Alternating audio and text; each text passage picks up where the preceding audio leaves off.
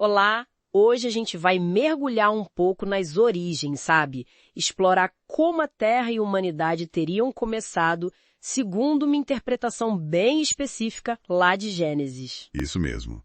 Temos uns textos que detalham essa visão, né? A criação por Deus, como era o planeta no comecinho. Exato, a formação do homem, da mulher, a imagem de Deus, fala do jardim do Éden, do casamento, até do sábado. Uhum. A ideia é a gente entender os conceitos principais dessa perspectiva. De onde viemos, nosso valor, o propósito inicial. E essa descrição de uma terra super perfeita, né? E a criação humana como algo único. Isso. Ok, então, vamos explorar isso melhor. Começando por essa terra original. Como seria? Olha, a descrição é de um lugar lindo demais, né? Montanhas suaves, colinas, rios, lagos. É, bem diferente do que a gente vê hoje em muitos lugares. Totalmente. Nada de pântano, de deserto árido. A vegetação, assim, exuberante, árvores enormes, flores para todo lado, um ar puro. Pois é, e o que chama atenção aqui é o motivo dessa perfeição toda, segundo essa visão. Como assim? Não era só beleza pela beleza, entende? Era um ambiente que Deus teria preparado nos mínimos detalhes, antes mesmo do ser humano chegar. Ah, entendi. Tipo um cuidado especial. Exato. Reflete um propósito, como se fosse um palco perfeito, sabe?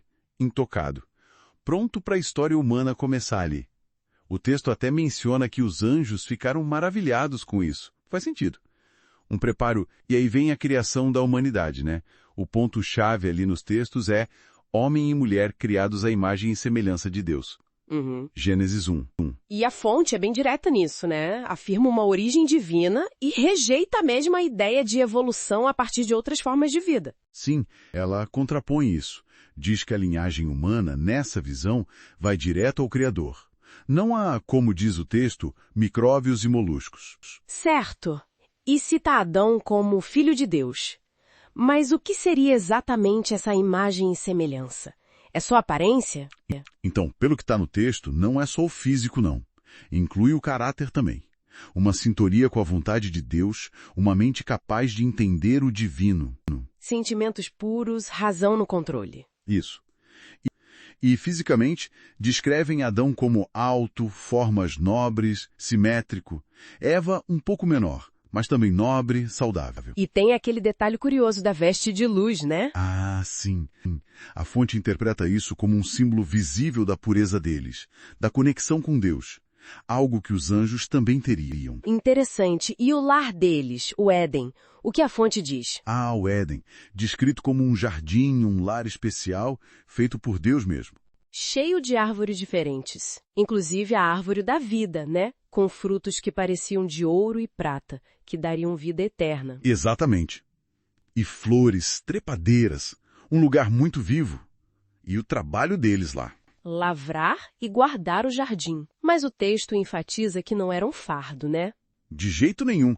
Era algo prazeroso, bom para a mente, para o corpo. Uma bênção, na verdade. A fonte até compara essa simplicidade divina com os palácios que o orgulho humano constrói depois. Valorizando a simplicidade e a natureza. Isso. O trabalho como fonte de desenvolvimento, de prazer.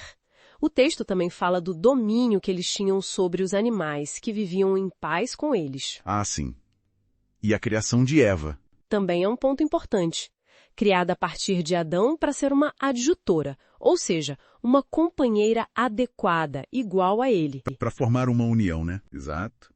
Fundando ali a instituição do casamento, que, segundo o texto, foi abençoada por Deus desde o início para a felicidade do casal. E falando nessas instituições originais, o sábado também tem um destaque grande, né? Com certeza. Gênesis diz que Deus descansou no 7º dia, depois de criar tudo. E aí abençoou e santificou esse dia. Virou um memorial da criação, um dia de descanso para a humanidade também. Mas qual o propósito desse descanso, segundo a fonte? Era só parar de trabalhar? Não só isso. A ideia era contemplar a criação, pensar no poder, na bondade de Deus, despertar gratidão, sabe? Entendi. Conectar com a natureza e, por meio dela, com o Criador. Exatamente. E isso, olha só, nos leva a um ponto-chave que a fonte levanta. A liberdade moral.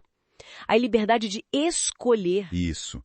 Os humanos teriam sido criados livres, capazes de escolher obedecer ou não. A árvore da ciência do bem e do mal. O teste. Era, nessa visão, um teste dessa liberdade, da fé, do amor deles. A obediência era a condição para continuar feliz para sempre e ter acesso à árvore da vida. Mostra que não eram robôs, né? De forma alguma. A liberdade de escolha era fundamental desde o princípio, segundo essa interpretação. Isso levanta uma questão importante sobre responsabilidade, né? Com certeza. Tá.